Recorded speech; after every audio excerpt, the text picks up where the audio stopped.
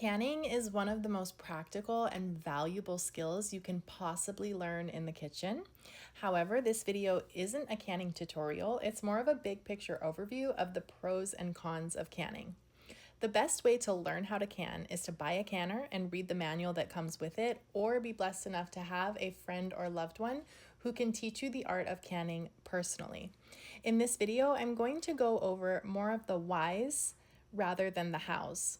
One of the biggest whys that motivates a lot of people is how much money you can save. Some of the best deals in the grocery store are often on perishable foods, things like fruits, vegetables, and meats that go on sale when they're in season and they need to be used right away.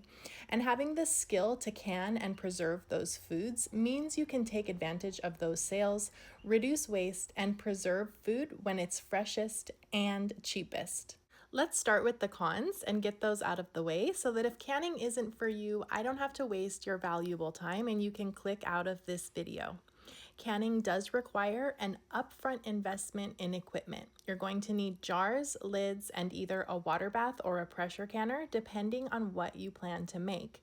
Low acid foods like meat, beans, and most vegetables need to be pressure canned, while acidic foods like jams, jellies, and pickles are fine in a water bath canner, which is basically just submerging your prepared jars into boiling water for the appropriate amount of time. Canning also takes time. Preparing, cooking, and processing food can take several hours, even whole days, depending on what you're making, and especially for large batches. Storage space can also be a challenge, and finished jars need to be kept in a cool, dark place.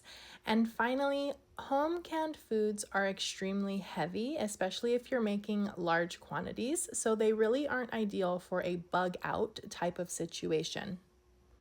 And now for the positives of canning. First and foremost, you're going to gain long-term food security. Properly canned food can last for years, giving you a reliable food supply that is shelf stable and it doesn't depend on electricity or freezers. Canning can save you thousands and thousands of dollars over time. My initial investment paid for itself a long time ago. Buying produce and meat in bulk and on sale and then preserving it yourself is so much cheaper than buying it ready-made.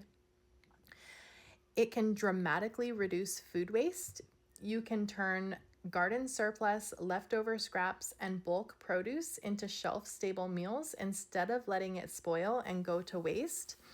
And you can often find produce in particular for extremely cheap and sometimes even free if you know where to look. You have full control over the ingredients when you're canning. For my family, this gives us a huge peace of mind as most items in the grocery store contain literal poison these days, especially the cheaper, more affordable products.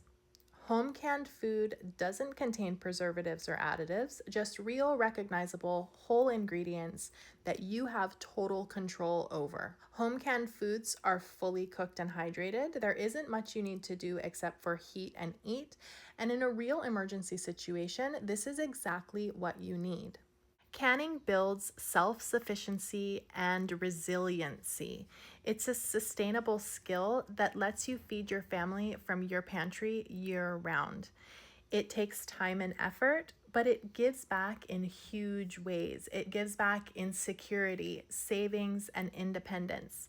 It allows you to fill your shelves with food that you made yourself and you know exactly what's in it. When done correctly, it's one of the most reliable and rewarding ways to preserve food for the long term.